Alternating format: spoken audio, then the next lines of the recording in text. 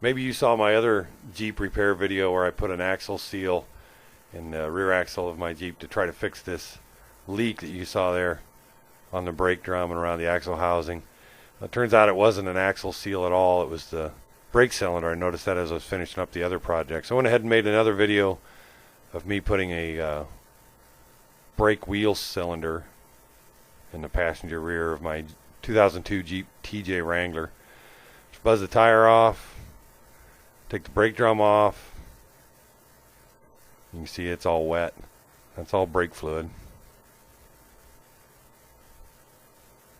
And I cleaned it up right off the bat just because it was a mess. I sprayed it down with some cleaner degreaser with a pan below it. Wiped it off. Then I got after it with some brake clean too.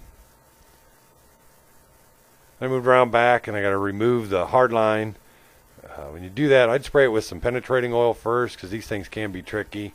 And then get after it with a 3/8 inch line wrench. And definitely want to use a line wrench. It's kind of like a box end wrench with a notch in it so you can get it around the line. Because these can be real tight and real easy to round off.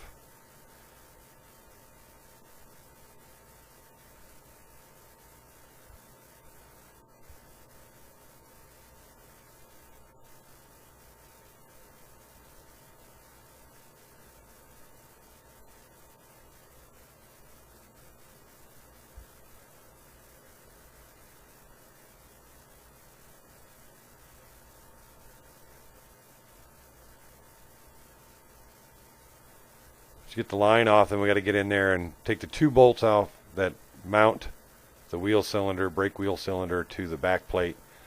Just use a 3/8 inch socket and ratchet. That's what I used. There's 2 of them, one on each side, just above the brake line there.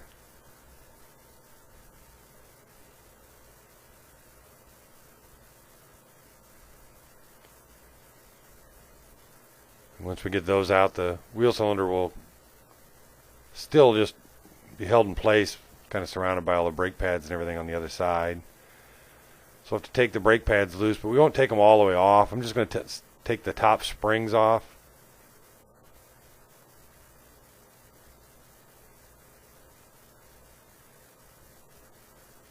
That'll allow us to move the brake pads out far enough, brake shoes out far enough that we can fish that wheel brake cylinder out of there.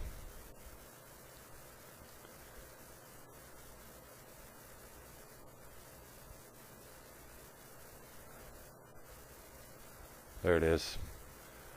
I got my new one. Just got it at the auto parts store, $10. No big deal. Got a bolt in my right hand, the wheel cylinder left. Fish it back in there where it belongs. Stick it through the round hole in the back plate.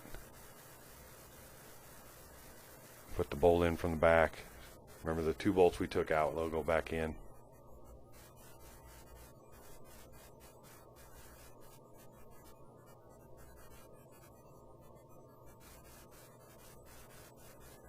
First one's in, get the second bolt.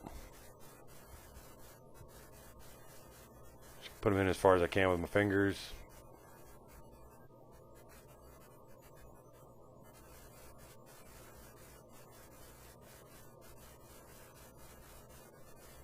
Then I'll grab that ratchet with the 3/8 inch socket on there and go ahead and tighten them up.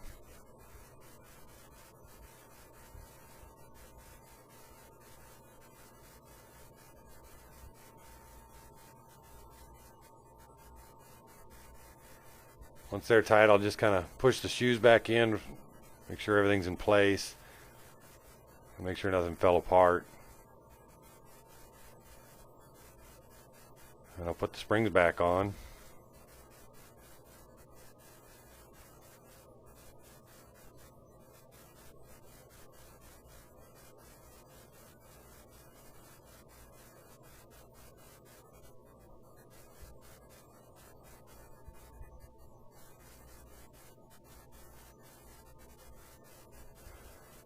Then around back, I'm going to put the hard line back on. Fits down in the wheel cylinder there.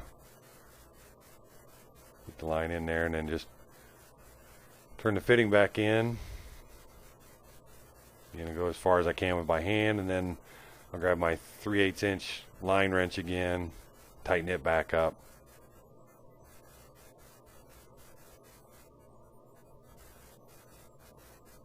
When it starts to snug up, the line may try to turn. Don't let it turn, because you'll end up possibly breaking the line. So just support it, maybe with your other hand, so it doesn't try to turn with the fitting. See how it's doing there? Just push it up or something. There we go. Back out to the outside, put the brake drum back on. Put the wheel back on. Just buzz it on with an impact. Later on I'll torque them to 120 foot-pounds. 3/4 inch socket on the lugs. And all I got to do is bleed the brakes. You need another person for that. I put a tube on the bleeder. Go down to a pan. Open the bleeder. Have someone push down on the brake pedal. Close the bleeder. Have them release the brake pedal. Repeat that a few times until you're getting good solid fluid out of the line with no air bubbles. And that should be good. You can always come back and re-bleed it if you have to. That's it. It's not a terrible project. I think you can do it. Don't be scared. Jeep on.